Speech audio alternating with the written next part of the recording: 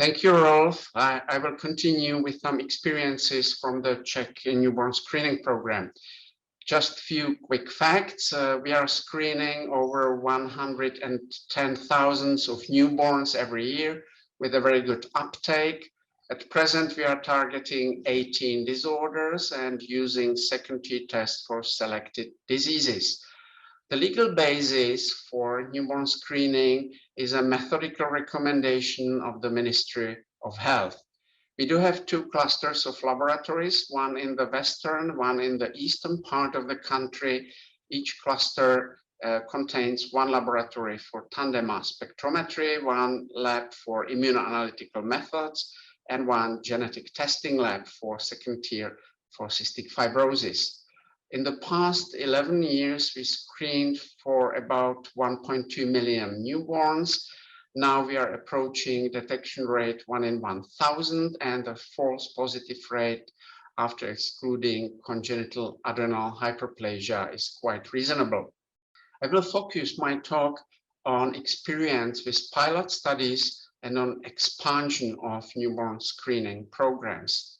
As in other countries and in other programs, we gradually increased the number of diseases, starting with PKU in 1985, having 18 disorders as of 2016, and there is a pilot planned for SMA and SCID in 2022. As you may see, expansion was always preceded by pilots, and I will focus now on the two approaches.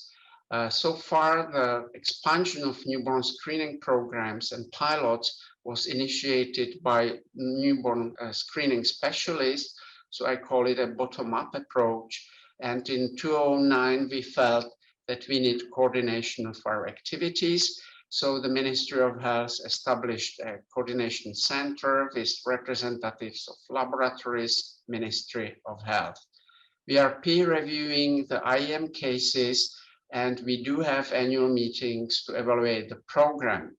These pilots are quite lengthy because since the grant application to implementation in routine, it usually takes about 5 years. There are extra resources needed, typically 300,000, 400 euros in the recent pilots, and it's also personnel intense. Because there needs to be an extra information and an extra informed consent for research, and this is going to the busy maternity hospitals. The pilots can give us an information about population distribution of markers. It may help to define decision limits, and it also tests the patient care pathways. However, finishing a pilot doesn't mean that it will be transferred into practice. It needs governance. The last pilot was approved first by the Interdisciplinary Committee for Rare Disorders, and then all pilots are being approved by the Ministry of Health, which issues a new methodical recommendation for expansion. It is also important to obtain reimbursement, new laboratory code.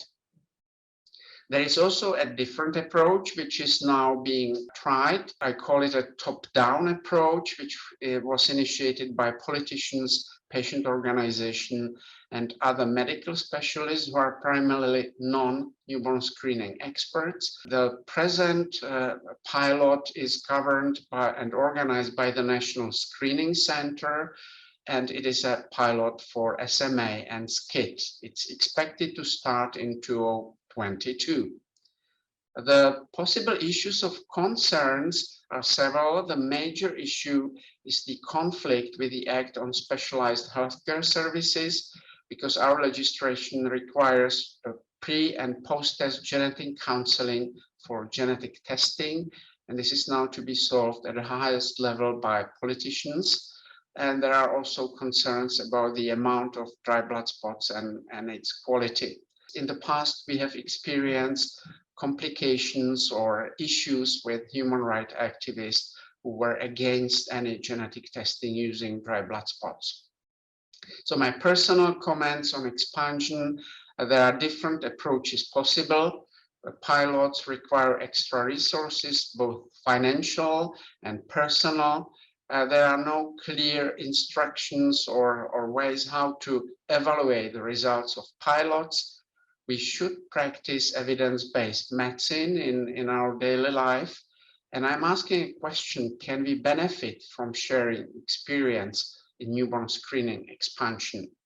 Probably yes, if we define necessary elements of pilots, maybe if we do multicentric pilots in several EU members. I think we should stick to universally acceptable case definition.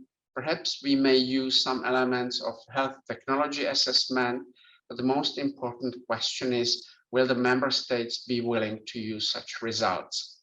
We probably will not be able to solve everything, like reference values, disorders to screen patient care pathways. I would like to acknowledge my collaborators and Jim Bonham and ISNS members.